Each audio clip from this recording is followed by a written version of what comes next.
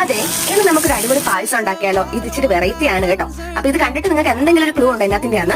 ഞാൻ തന്നെ പറഞ്ഞുതരാം. ഇത് വേറെ ഒന്നിന്റെ അല്ല, നമ്മുടെ ക്യാരറ്റ് വെച്ചിട്ടുള്ള പായസമാണ് ക്യാരറ്റ് പായസം. അപ്പൊ ഫസ്റ്റ് സ്റ്റെപ്പായിട്ട് നമ്മളോട് ഒരു 4 ക്യാരറ്റാണ് എടുത്തിരിക്കുന്നത്. പുളിനെ കഴുകി വൃത്തിയാക്കി പീലൊക്കെ ചെയ്ത് കട്ട് ചെയ്ത് ഒരു കുക്കറിനകത്ത് 1 കപ്പ് വെള്ളവും ഇച്ചിരി ഉപ്പും കൂടി ഇട്ട് നമുക്ക് അതിനൊന്ന് നന്നായിട്ട് വേവിച്ചെടുക്കാം. ഈ ഒരു ഗ്യാപ്പിൽ നമുക്ക് ഒരു പാൻ എടുത്ത് അതിന്റെ അകത്ത് 1/2 ലിറ്റർ പാല് നന്നായിട്ട് തിളപ്പിച്ചെടുക്കാം. അപ്പൊ നമ്മുടെ സെക്കൻഡ് പ്രോസസ് ഇവിടെ സ്റ്റാർട്ട് ചെയ്യാണ്. ഇനി ഒരു നല്ല പാൻ എടുത്ത് അതിനകത്ത് ചൂടായിട്ട് വരുമ്പോൾ ഇച്ചിരി 2 ടേബിൾ സ്പൂണോളം നെയ്യ് ഒഴിച്ച് കൊടുത്തതിന് ശേഷം നമ്മളിവിടെ ഗ്രൈൻഡ് ചെയ്ത് വെച്ചിരിക്കുന്ന ആ മിക്സ് ക്യാരറ്റിന് മിക്സ് എടുത്ത് അതിലോട്ട് ഒഴിച്ച് കൊടുത്തത് നന്നായിട്ട് അതിന്റെ പച്ചമണം മാറുന്നത് വരെ നന്നായിട്ട് മിക്സ് ചെയ്യണം. അതിനുശേഷം നമ്മളിവിടെ തിളപ്പിച്ച് വെച്ചിരിക്കുന്ന പാല് ഇച്ചിരി ഒഴിച്ച് വെച്ച് നന്നായിട്ട് കുറുക്കി എടുക്കണം. ഇതിന്റെ തേർഡ് പ്രോസസ് എന്ന് പറഞ്ഞാൽ നമുക്ക് മധുരം ആഡ് ചെയ്ത് കൊടുക്കലാണ്. അപ്പൊ ഇവിടെ നമ്മൾ മധുരത്തിന് വേണ്ടിയിട്ട് ശർക്കര ഉരുക്കിയതാണ് കൊടുക്കുന്നത്. നമ്മുടെ മധുരത്തിനനുസരിച്ച് നമുക്ക് ശർക്കര അതിലോട്ട് ആഡ് ചെയ്ത് കൊടുക്കാം. ഇനി നമ്മുടെ ലാസ്റ്റ് സ്റ്റെപ്പ് എന്ന് പറയുന്നത് നമ്മുടെ ഇതിനൊരു അടിപൊളി ലുക്കിലോട്ട് മാറ്റാന്നുള്ളതാണ്. Last but not the least step ആണിത്. അപ്പൊ നമ്മളിവിടെ നെയ്ക്കകത്ത് കുറച്ച് കാഷ്യൂവും റേസൻസ് ഒക്കെ ഒന്ന് വറുത്തെടുക്കുന്നുണ്ട്. അതുകൂടി നമ്മുടെ ഈ പായസത്തിലോട്ട് ആഡ് ചെയ്ത് കൊടുക്കുമ്പോഴത്തേക്കും ഇത് ലുക്ക് തന്നെ അടിപൊളിയായിട്ട് മാറുകയാണ്. അപ്പൊ ഇതുപോലുള്ള സിമ്പിൾ റെസിപ്പീസ് ആയിട്ട് ഞാൻ ഇനി വരുന്നതായിരിക്കും. എന്റെ ചാനൽ സബ്സ്ക്രൈബ് ചെയ്യാൻ മറക്കരുത്. ബൈ.